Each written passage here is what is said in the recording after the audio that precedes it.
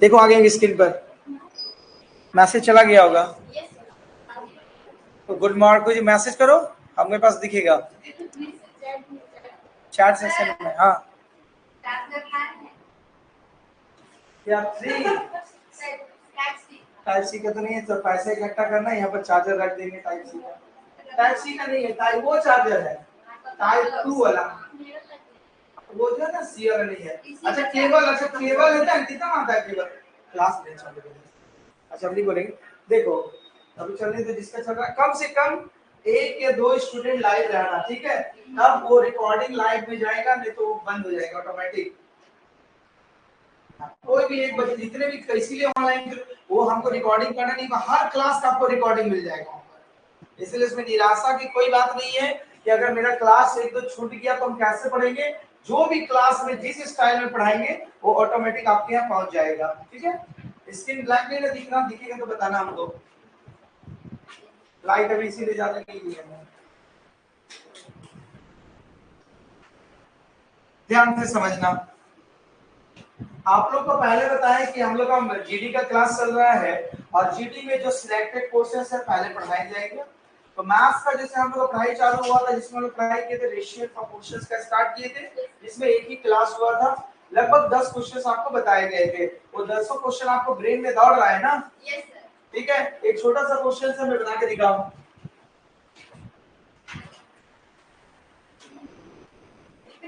जल्दी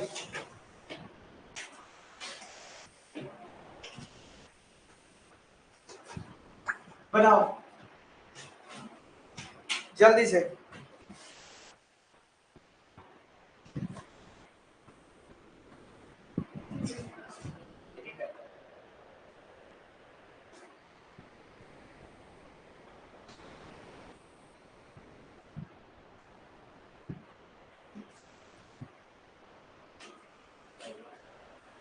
बन गया? जितना भी क्लास में सिखाया जाएगा एकदम लोड कर लेना दिमाग में, क्योंकि एकदम सिलेक्टेड क्वेश्चन बता रहे कि कम से कम उतना आपसे बन पाए। आई होप कि बन गया होगा सभी से। ध्यान से आया? जिन विद्यार्थी का नहीं बना तो समझो ये क्या बोला गया, तृतीय अनुपात। तो किसी भी सवाल का जब तृतीय अनुपात निकाला जाता है तो आपको बताएं कि रेशियो एंड प्रोपोर्शन में 4 टर्म होता है, ये 4 टर्म होता है। तो आपका बोला गया तृतीय अनुपात, मतलब ये क्या हुआ, 24:36 समानुपात 36:x। ये पहला हुआ, ये दूसरा टर्म, ये तीसरा टर्म, ये चौथा था। तो जब भी थर्ड टर्म निकालने के लिए बोला जाएगा तो देखो इन बीच वाला को आपस में गुना कर दो, तो गुना करने के कितना हो जाएगा 36 इंटू 36, और पहला वाला टर्म से भागा दे दो, तो आपका क्या होगा, फोर्थ टर्म का वैल्यू निकल जाएगा। तो 12 दूना 24, 12 तिया 36, 2 का पहाड़ा से काटेंगे 18, 18 तिया 54, तो इसका वैल्यू फोर्थ टर्म का कितना निकलेगा, 54। ठीक है, जिससे क्लास छूट गया दिक्कत की कोई बात नहीं, ऐप पर अवेलेबल है, वहां से जाकर के ले सकते हैं। हम लोग का 10 नंबर तक पढ़ाई हो गया था, ठीक है, आगे देखोगे आज।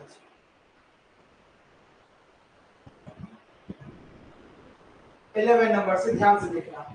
अब यहाँ से सवाल बनाना का में समझना ज्यादा है, इसलिए समझने का कोशिश कीजिएगा, ठीक है।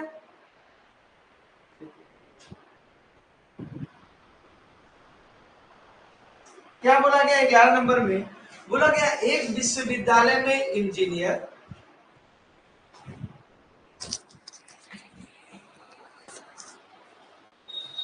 बोला गया है एक विश्वविद्यालय में इंजीनियर, प्रबंधक और विज्ञान की सीटें 7:8:9 के अनुपात में है।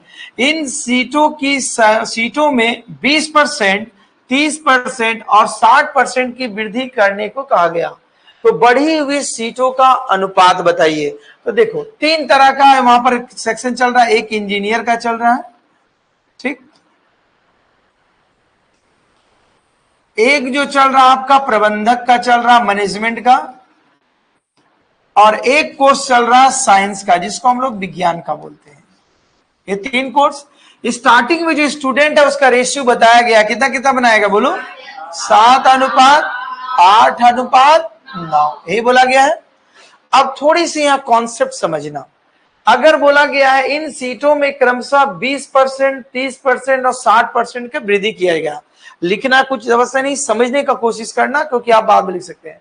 तो देखो परसेंटेज बढ़ाएंगे आगे, अभी तो पढ़ाई नहीं है, कि जब भी बोलेगा 20% का वृद्धि तो 100 में उतना बढ़ा के बोलेंगे। तो 20% का वृद्धि तो उसका वैल्यू कितना हो जाएगा? 120।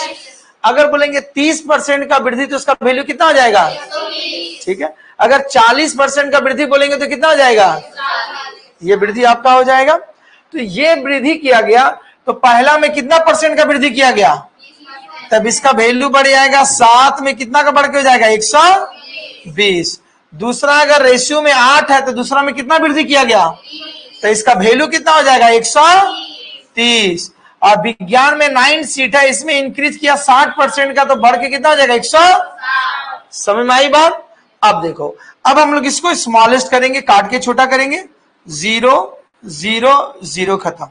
उसके बाद देखो 4 का टेबल में कटेगा, 4 तिया 12, 4 दूना 8, 4 चौका, चलो गुना करेंगे, 7 तिया 21, 13 दूना 26 और 9 चौका 36। तो जो नया स्टूडेंट जो हमने सीट का इंक्रीज किया, उसका रेशियो जो आएगा 21:26:36। किसी ऑप्शंस में होना चाहिए। अच्छा, एक मिसिंग हो गया, डी नंबर यहीं पर होगा, तब 21:26 क्या जाएगा? 36। डी नंबर ऑप्शन से होगा। नोट करो इसको कॉपी में। बोलो समझ में आ रहा है कुछ? तो लिखो कॉपी में। हाँ, तो कॉपी नहीं लाई थी तो पेज फाड़ के दे दो। हाँ देखो, फाड़ के लिखेगी। आज किसी से उधारी मांग लो, कल किसी से कॉपी ले लेना।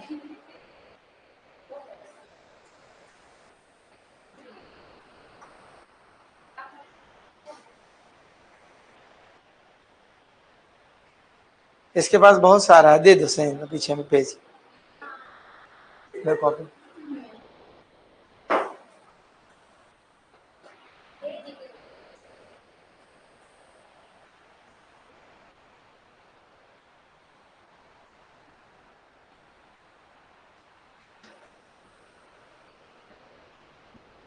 हो गया? देखो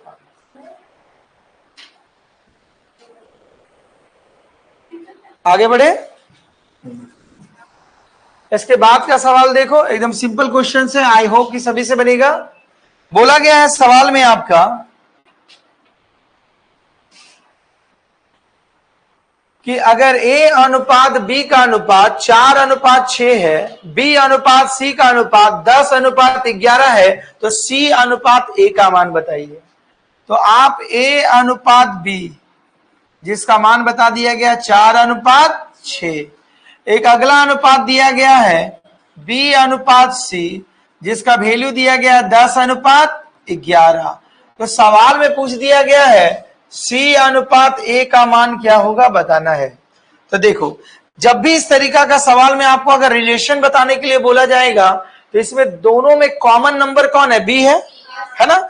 तो जो कॉमन नंबर रहेगा उसी का वैल्यू को बराबर करेंगे। तो बोलेंगे सर बराबर कैसे करेंगे? इन दोनों का एलसीएम निकालेंगे।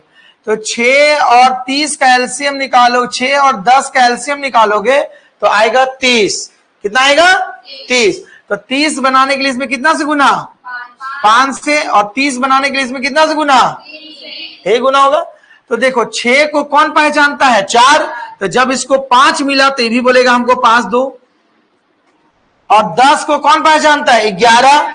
तो 10 को 3 मिला मल्टीप्लाई में, तो ये भी बोले हमको 3 से मल्टीप्लाई करो। कर दिए। अब हमारा सारा नंबर बराबर हो गया। तो आप लिख सकते हैं क्या? A:B:C बराबर A का वैल्यू जब 20 होगा तब B का वैल्यू कितना हो जाएगा? 30। जब B का वैल्यू 30 होगा तो C का वैल्यू कितना हो जाएगा? 33। तो रिलेशनशिप किसका किसका बीच में बोला गया? C और A। तो C का वैल्यू कितना आपका? 33 और A का वैल्यू कितना आपका? 20। तो 33:20 कहीं होगा ए नंबर में।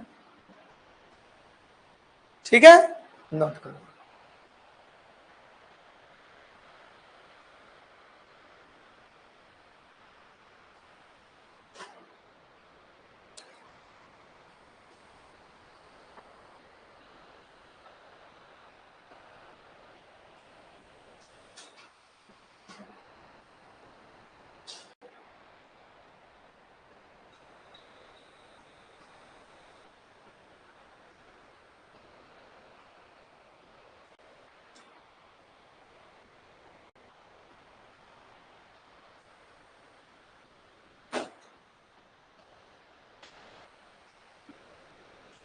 आगे चले, बोलना अगर दिक्कत होगा तो।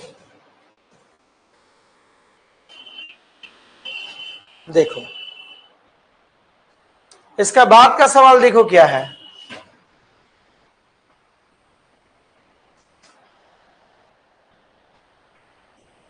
देखो सवाल में लिखा हुआ है क्या, बोला गया P अनुपात Q का मान 1:2 है। तो सवाल में बोला गया 2P + 3Q whole divided by 4P + 5Q का मान क्या होगा। तो देखो आपका बोला गया है P अनुपात Q, P/Q, तो इसका मतलब क्या लिख सकते हैं 1/2। तो P का सामने 1 है, Q का सामने 2 है, तो इसका मान ही है। तो आपसे सवाल में पूछा गया 2P + 3Q divided by 4P + 5Q, ये दिखा हुआ है। चलो 2, P का मान कितना है 1, तो यहां 1 लिखेंगे, प्लस फिर उसके बाद आपका जो लिख दिया गया है Q का मान कितना लिखा गया है 2 बटा में P का मान है 1 और Q का मान है आपका 2, ये लिखा हुआ है। चलो कितना हो जाएगा 2 + 6, यहां हो जाएगा 4 + 10, मतलब 8/14 काट देंगे, 2 का पहाड़ा में हो जाएगा 4 और ये हो जाएगा 7, मतलब 4/7, सी नंबर ऑप्शन।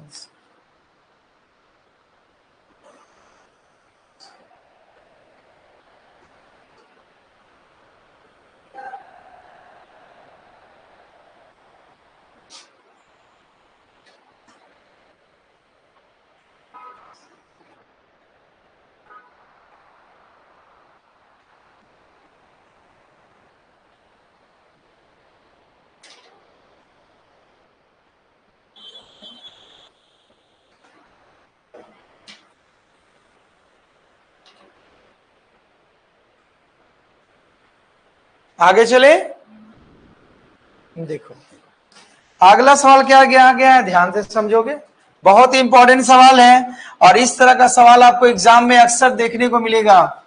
ध्यान से समझना इस सवाल को। बोला गया है A और B की आयु का अनुपात क्रमशः 5:8 है। तो बोला गया 8 वर्ष बाद उनकी आयु का अनुपात हो जाएगा 3:4। तो बोला गया उसकी वर्तमान आयु का योग क्या है। 2 तरह का व्यक्ति है, एक व्यक्ति का नाम है A और दूसरे का नाम क्या है B। वर्तमान में, प्रेजेंट में उनका जो आयु है उसका अनुपात कितना दिया गया है 5:8, ये दिया गया है।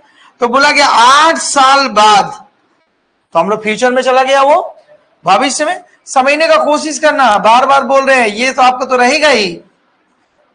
तो ये जो अनुपात बदल के कितना हो जा रहा 3:4। अब यहां पर समझना है, देखो हमने एक वर्ड बोला 8 साल बाद, इसका मतलब क्या हुआ A का भी उम्र 8 साल बढ़ा है और B का उम्र भी 8 बढ़ा हुआ है, लेकिन नीचे का वैल्यू देखो कम है। तो इस वैल्यू को बढ़ाएंगे हम तब तक जब तक कि इन दोनों का डिफरेंस बराबर नहीं हो सकता है। तो जैसे अगर हम 2 में मल्टीप्लाई करेंगे तो 6 और 2 में मल्टीप्लाई करें 8, तो यहाँ 1 का डिफरेंस, यहाँ कोई डिफरेंस होगा 8 का नहीं। तो अगर हम 3 से गुना करेंगे वैल्यू बढ़ाने के, तो इसका वैल्यू बढ़ के हो जाएगा कितना 9 और इसका वैल्यू बढ़ के कितना हो जाएगा। तो देखो अब क्या हुआ 5 से बढ़ के हुआ 9, तो कितना अनुपात में बढ़ा 8 से बढ़ के हुआ 12, वैल्यू कितना बढ़ा। तो दोनों का अनुपात में 4 बढ़ रहा और साल में भी कितना बढ़ रहा 8 बढ़ रहा। तो हम सवाल लिख सकते हैं क्या, अकॉर्डिंग टू द क्वेश्चंस अनुपात में जो मेरा 4 बढ़ा वो साल में कितना बढ़ने के बराबर है 8 साल के बराबर। तो अनुपात 1 बराबर कितना साल के बराबर हो जाएगा, यहां तक कोई दिक्कत नहीं। तो आपसे सवाल में क्या बोला गया, उनकी वर्तमान आयु का अनुपात बताओ। तो वर्तमान आयु कितना अनुपात में था 5:8। तो हम लोग लिखेंगे देयरफॉर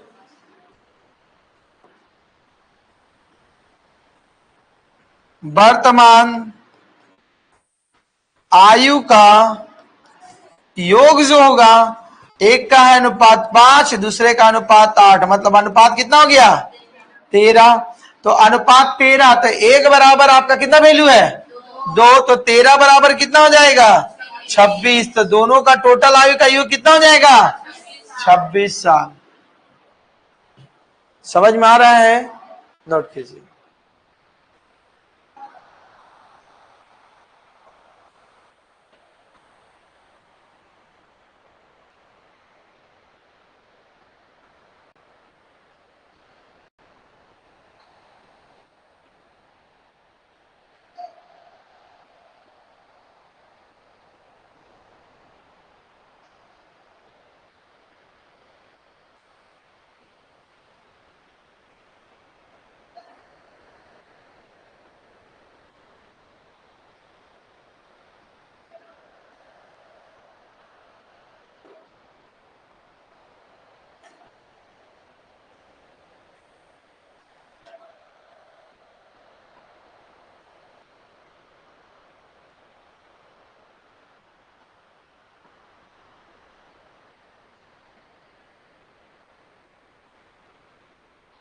आगे चले।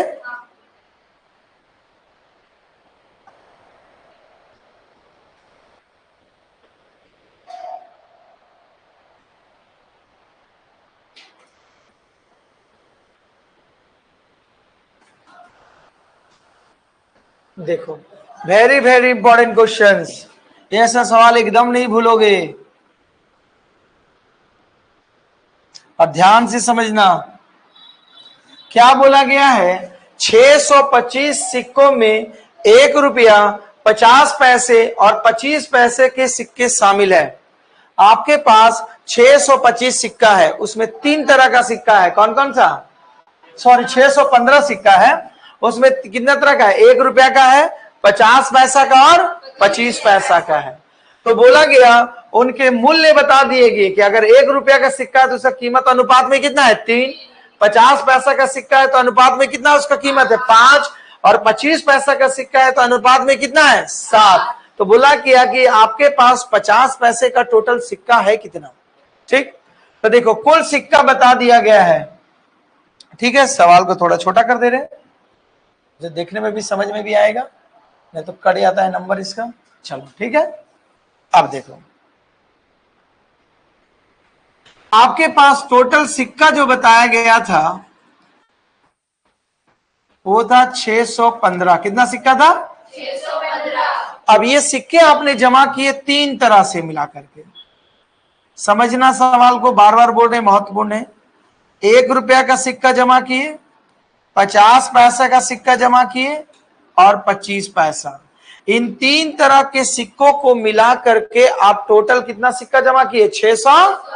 ठीक, अब जब आप गिनती गिने तो इसकी कीमत आई अनुपात में। तो 1 रुपया का कीमत आया 3, 50 पैसा का कीमत अनुपात में आया 5 और 25 पैसा का कीमत आया अनुपात में कितना? 7। यही कीमत आया। तो बोला गया आपसे 50 पैसे के कितने सिक्के हैं ये बताइए, आप जमा किए थे। तो आप ध्यान से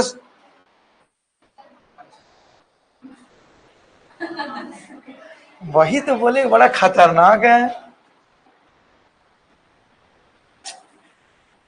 हम भी चौंक गए हैं ये अचानक का हुआ है। चलो ठीक है, तो ये जो आया, तो आप ध्यान से जो बात बोलेंगे समझना। अब हम लिखेंगे सिक्कों की संख्या। बोलेंगे सर सिक्कों की संख्या क्यों लिख रहे हैं? क्योंकि जवाब वही पूछा गया है। देखो, अगर आप 1 रुपया 3 रुपया जमा करेंगे 1 रुपया करके तो आपको कितना सिक्का का दरकार पड़ेगा? 3 रुपया आप जमा किए, 1 रुपया वाले तो कितना सिक्का का दरकार पड़ेगा? 3, क्योंकि 1 रुपया में 1 ही सिक्का बनेगा तो 3 सिक्का को आपको दरकार पड़ेगा। अब आओ, अगर 1 रुपया बदलना है तो 50 पैसा का कितना सिक्का का दरकार पड़ेगा? 2। और आपने 5 रुपया जमा किया तो कितना सिक्का होगा उसमें? क्योंकि 1 50 पैसा में आपका हो जाएगा 1 रुपया बनाने के लिए 2, तो 5 में कितना हो जाएगा? 10। अगला हो 25 पैसा का केस में 1 रुपया बनाने के लिए कितना 25 पैसा का सिक्का? 4। तो आप 7 रुपया जमा किए होंगे तो टोटल कितना सिक्का का दरकार पड़ा होगा? 28। यहां तक कोई दिक्कत? सब सिक्का का संख्या निकल गया। अब ये टोटल सिक्का कितना हो गया? 8, 28 और 3 31 और 10 41। तो मतलब सवाल बना कि अनुपात में अकॉर्डिंग टू द क्वेश्चंस 41 सिक्का जब होता है तो रुपया में कितना सिक्का के बराबर होता है? 15 सिक्का। ठीक है, तो आपका निकालो यहां पर पहले, एक बार में 41, 0, 1, 5, 5, 5 का 20, तो अनुपात 1 बराबर कितना निकला? 15 सिक्का। ठीक, अनुपात 1 बराबर 15। तो आपसे किसका सिक्का के बारे में पूछा गया? 50 पैसा, और 50 पैसा का अनुपात में कितना है? तो 1 बराबर 15, तो 10 बराबर कितना हो जाएगा? तो 150 सिक्का आप जमा किए होंगे। लॉजिक समझ में आया? ये बहुत इंपॉर्टेंट क्वेश्चन है। एक सिक्का वाला आएगा, एक रुपया वाला आएगा, 2 टर्म में ये सवाल आता है।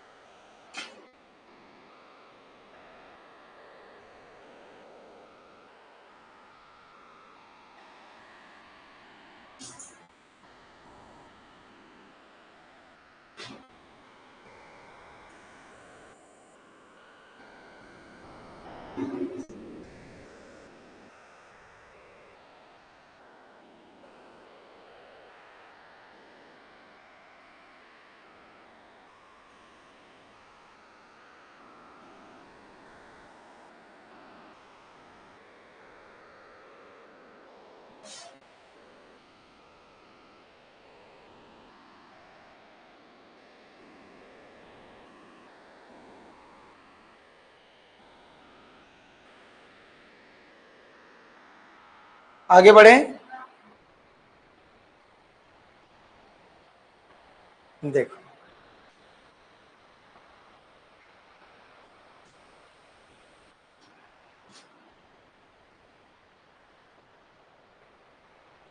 अगला क्वेश्चन समझना। तो क्या अब स्टेटमेंट वाले सारे सवाल चालू हो गए हैं, इसलिए ध्यानपूर्वक समझोगे। इसका ऑप्शन ही एक ठो गायब हो जाता है ना बार बार। चलो अच्छा देखेंगे, इसका फंड खराब हो रहा है। देखो क्या बोला गया, किसी धनराशि को ए, बी और सी के बीच 5:7:11 के अनुपात में बांटा जाना है। यदि बोला गया बी को ए से 1500 रुपए अधिक मिले तो बोला गया बी का हिस्सा कितना है। 3 तरह के लोग हैं, एक का नाम ए, दूसरे का नाम बी और तीसरे का नाम क्या है?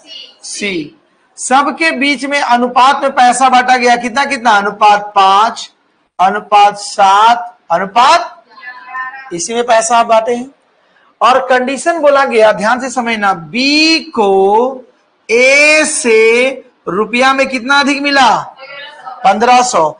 तो अनुपात का वैल्यू में बी का वैल्यू ए से कितना ज्यादा है? 2 ज्यादा है। तो हमारा सवाल क्या क्रिएट होगा? सवाल बनेगा अकॉर्डिंग टू द क्वेश्चंस अनुपात में जो बी का मान है वो ए का मान से कितना ज्यादा है? 2, और रुपया में कितना ज्यादा है? 1500 रुपया। तो आपका 1 बराबर 750, तो अनुपात 1 बराबर कितना वैल्यू आएगा? 750 रुपया। तो आपसे सवाल है, बोला गया क्या बी का हिस्सा कितना है? तो बी का अनुपात का मान कितना है? 7, और 1 बराबर है आपका 750, तो 7 बराबर कितना? 0, 7 पचे 35, 3 49 और 3 कितना हो गया? 52, मतलब 5250 रुपया। Option number A. तो बी का जो हिस्सा बनेगा वो 5250 रुपया। नोट करो।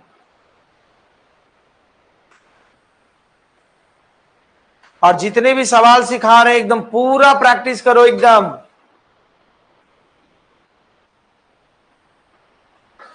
नहीं तो इस टाइप का सवाल अगर प्रैक्टिस नहीं करोगे तो दिक्कत हो जाएगा फिर, क्योंकि जब टेस्ट लेंगे टाइप यही रहेगा लेकिन सवाल ये नहीं रहेगा, याद रखिएगा।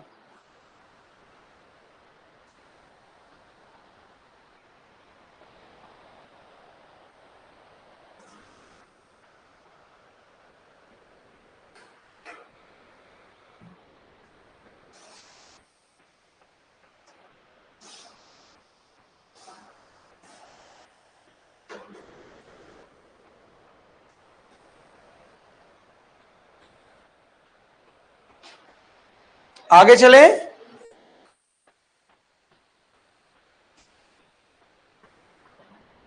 देखो सवाल ध्यान से समझोगे।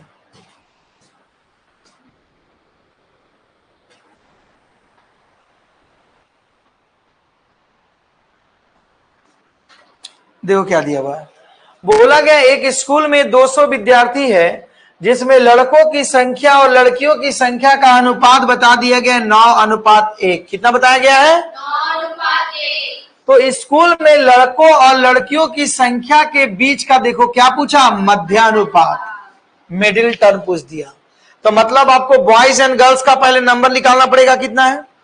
तो आप निकाले, जानते हैं कि कुल स्टूडेंट आपको बता दिया गया है क्लास में, कुल विद्यार्थी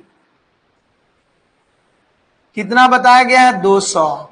ये 200 विद्यार्थी दो तरह का ग्रुप है, एक है आपका बॉयज का ग्रुप और दूसरा है आपका किसका ग्रुप, गर्ल्स का। तो बोला गया है अगर लड़कों और लड़कियों की संख्या का अनुपात 9:1 मतलब 9:1, यही है। अनुपात में ये जो टोटल नंबर होगा वो नंबर कितना के बराबर होगा, तो हम लोग लिख सकते हैं ना, अकॉर्डिंग टू द क्वेश्चंस अनुपात में जो टोटल वैल्यू 10 है वो संख्या में टोटल कितना नंबर के बराबर है, तो एक बराबर कितना निकल जाएगा, 20। तो इसमें हम लोग मल्टीप्लाई करेंगे 20 से, तो हमें मिडिल टर्म निकालना है, मिडिल टर्म निकालना है ना, तो हम कैलकुलेट नहीं करेंगे। क्यों नहीं करेंगे बताएंगे आगे। इसको लिख सकते हैं 9 × 20 और इसका 20 का मल्टीप्लाई करेंगे तो इसका वैल्यू क्या हो जाएगा, यही ना वैल्यू होगा। मतलब गुना करेंगे तो लड़का का संख्या 180 और लड़कियों की संख्या 20 आएगा। यहां तक कोई दिक्कत नहीं। अब देखो सवाल यहीं तक नहीं रुका, एक स्टेप आगे बढ़ा के पूछ दिया। क्या पूछा, मध्यानुपात। और मिडिल टर्म का आप लोग फार्मूला जानते हैं, मध्यानुपात बराबर होता है square root under x into x, पहला वैल्यू y दूसरा वैल्यू। तो देखो पहला वैल्यू में कितना लिखा गया है, 9 × 20 और दूसरा वैल्यू में कितना लिखा हुआ है। अब देखो दो जगह 20 है, एक बाहर निकल गया 20 और 9 का बदले कितना बाहर निकलेगा, तो 20 दिया 60। कहीं है ऑप्शंस में, लॉजिक समझ में आ रहा। इसीलिए बोले गुना नहीं करने, कि गुना करने के बाद फिर कैलकुलेशन डिफिकल्ट हो जाता। तो सवाल जिस प्रकार पूछा गया वही टेक्निक सीखना है।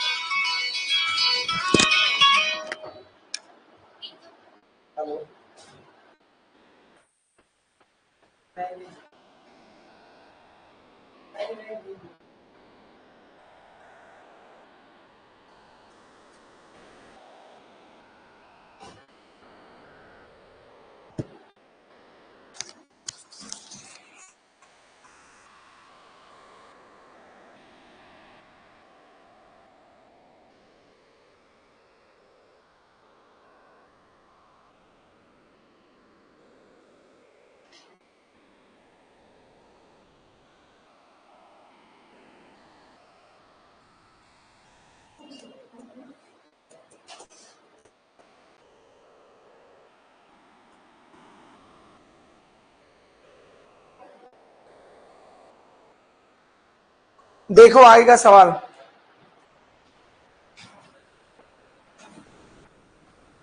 ध्यान से समझोगे। ये भी सवाल अभी जो पीछे सीखे उसी पैटर्न पर है, बस केवल लिखने का स्टाइल बदला हुआ है।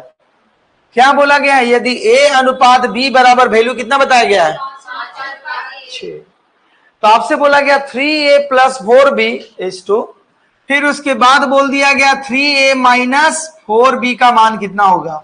तो देखो आपको पहले अभी बताए कि a और b बराबर a/b लिख सकते हैं, जिसका वैल्यू कितना होगा 5/1।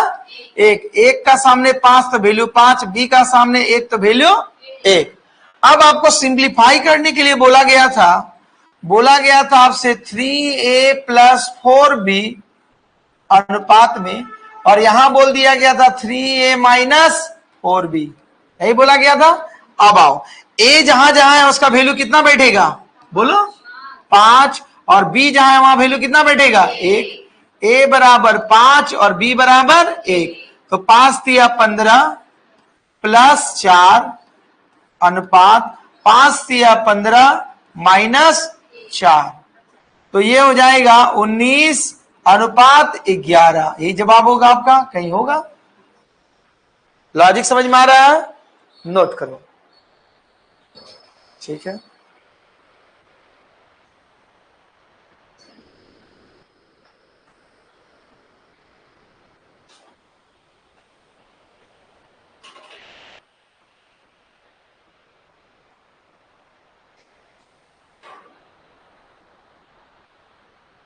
अच्छा, जीडी का अलग ग्रुप है, अगर नहीं होंगे तो उसमें से शामिल हो जाइएगा, क्योंकि मटेरियल सब उसी ग्रुप में जाएगा, जनरल नहीं जाएगा।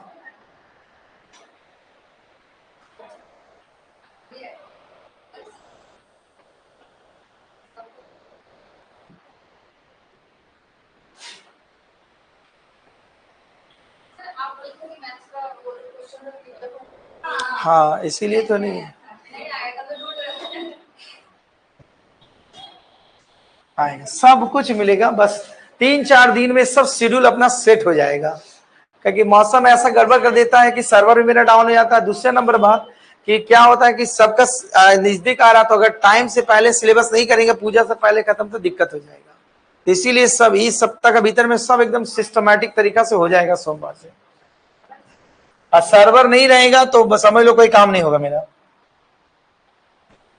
ध्यान से समझोगे, ये क्वेश्चन थोड़ा सा समझना है, और बहुत ही पॉपुलर क्वेश्चन से आप लोगों के बीच में हमेशा रहा है।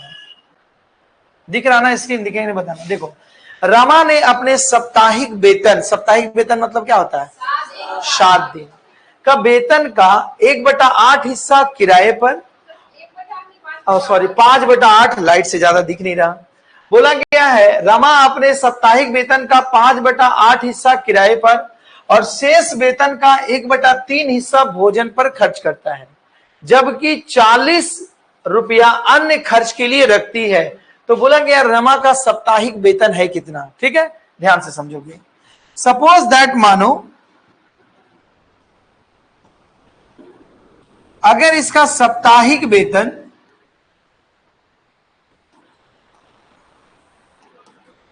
होता 1 रुपया, कितना होता, यह हिस्सा में 1 हिस्सा मानो, ठीक। तो बोला गया वो पहला काम क्या करती है, किराया दे देती है। कितना देती है किराया, 5/8, तो पैसा उसके पास शेष बच जाएगा, तो कितना बचेगा, 1 घटा 5/8, तो घटाने के बाद कितना बचेगा, 3/, ये उसके पास शेष बचेगा। अब देखो, जो उसके पास शेष बचा, शेष वेतन का 1/3 हिस्सा, इसका 1/3, तो कितना होगा, 5/8 का 1/3, मतलब 1/8 हिस्सा किस चीज में खर्च कर देती है, ये भोजन पर, खाने की कमाएगी तो खाई भी करेगी, भोजन पर खर्च करती है। तो बोलेगा उसका पास पैसा कितना बचा था, बोलो 3/, उसमें वो भोजन में खर्चा कर दी कितना, 1/, तो कितना होगा, 3/8 में 1/8 करेंगे तो एलसीएम 8, 3 में से 1 घटा देंगे तो 2/, तो ये कट के आएगा कितना, 1/4 भाग उसका पैसा क्या हो गया, बच गया, है ना, पैसा बचा। तो बोला गया जो भाग में बचता है 1/4 भाग, जो रुपया में कितना रुपए के बराबर हो रहा, तो हम सवाल लिखेंगे अकॉर्डिंग टू द क्वेश्चंस 1/4 भाग जो है वो रुपया में कितना रुपए के बराबर, तो पूरा माने थे भाग 1 भाग बराबर क्रॉस मल्टीप्लिकेशन 4 चौका 16, तो उसके पास कितना पैसा था, 160 रुपया। समझ में आया, नोट करो।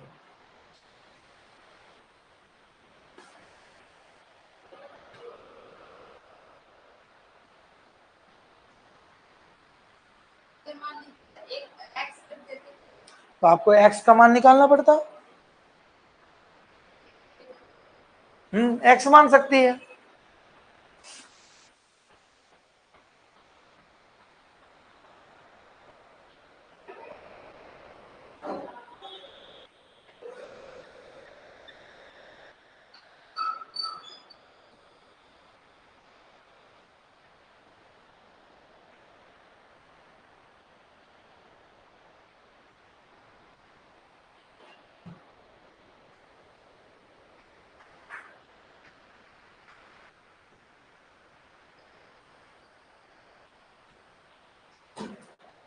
हो गया, आगे चले, लिख लो जिससे नहीं वाली। सवाल नहीं समझ में आएगा तो पूछना, हम बार बार बोल रहे हैं कि एकदम जो मोस्ट एकदम हाईलाइटेड सवाल, इंपॉर्टेंट सवाल जीडी का है, वही सारे सवाल आपको कराया जा रहा है। इस बैच का संबंध ओनली जीडी से ही है। नाम ही बैच का रखा हुआ है क्रांतिवीर। अब कितना क्रांतिवीर बनेंगे आप लोग। देखिए सवाल, ये बहुत ही पॉपुलर सवाल है और ये सवाल यहां तो मिला ही, नंबर सिस्टम में भी पूछा जाता है। लेकिन ये सवाल इसलिए यहां पर आया क्योंकि यहां पर ये रेशियो का सवाल था। ठीक, देखो ध्यान से समझना, कॉन्सेप्ट पकड़ लिए यहां पर तो वहां भी आपसे बन जाएगा। बंद करो दरवाजे को, बार बार साउंड आ रहा है। देखो क्या बोला गया है, 3 पेन, 2 पेन और 3 नोटबुक का क्रय मूल्य, क्रय मूल्य मतलब आपने जो खरीदा उसका कीमत कितना बताया गया है। ठीक है, फिर बोला गया 2 पेन और 4 नोटबुक का कीमत बता दिया गया, कितना बताया गया है 250। तो आपसे बोला गया है पेन और नोटबुक का क्रय मूल्य के बीच का अनुपात क्या होगा, ये बोला गया है। आइए तो देखो, हमने पेन को दर्शा रहे हैं P से और आपको नोटबुक को हम दर्शा रहे हैं B से, मैंने बुक लेकर रहे हैं। ठीक है, तो अकॉर्डिंग टू द क्वेश्चंस आपका क्या दिया गया है, पहला कंडीशन ये बोला गया, अगर मार्केट से अगर आप 2 पेन खरीदते हैं और 3 नोटबुक खरीदते हैं तो उसके लिए आपको पैसा देना पड़ेगा 220 रुपया। ठीक, अगर आप मार्केट से 2 पेन खरीदते हैं और प्लस कितना नोटबुक है 4, तब आपको पैसा देना पड़ेगा 250 रुपया। तो ये हमारा 1 नंबर इक्वेशन बनेगा और ये 2 नंबर। तो देखो यहां पर हमारा एक कॉमन टर्म है तो काट देंगे, तो माइनस माइनस माइनस, तो ये माइनस प्लस खत्म, -4 से +3 घटाएंगे तो -B, -250 में 220 घटाएंगे तो -30। तो एक बुक का कीमत कितना निकल गया हमारा 30 रुपया। तो हमें आपका पेन का भी कीमत निकालना पड़ेगा। तो अगर सपोज करो इस इक्वेशन को ले रहे हैं तो क्या लिख सकते हैं, 2 पेन और 1 बुक का कीमत कितना है आपका 30। तो यहां क्या हो जाएगा इसका वैल्यू, 30×90 बराबर कितना वैल्यू के बराबर 220। इधर ट्रांसफर करेंगे 2p = आपका हो जाएगा 093 12 1 130 रुपया, काट देंगे तो एक पेन का कीमत कितना हो जाएगा आपका 65 रुपया। तो एक बुक का कीमत 30 रुपया और एक पेन का कीमत कितना आएगा 65। तो सवाल में बोला गया पेन और नोटबुक का रेशियो बताइए, तो पेन इधर हो गया और नोटबुक इधर हो गया। ठीक है, तो एक पेन का जो कीमत आया 65 और नोटबुक का कितना आया 30। काट दीजिए, 5 का पहाड़ा में 13 बार में, 5 का पहाड़ा में 6 बार में। तो देखो यहां पर ये ऑप्शन जो लिखा हुआ है ये उल्टा लिख दिया है, यहां पर होना चाहिए 13:6। Answer 1 number.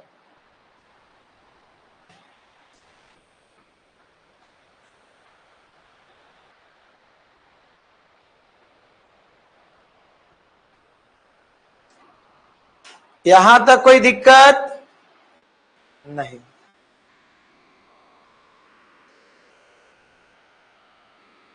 अभी तक कोई दिक्कत नहीं ना लग रहा सवाल में, बोलना।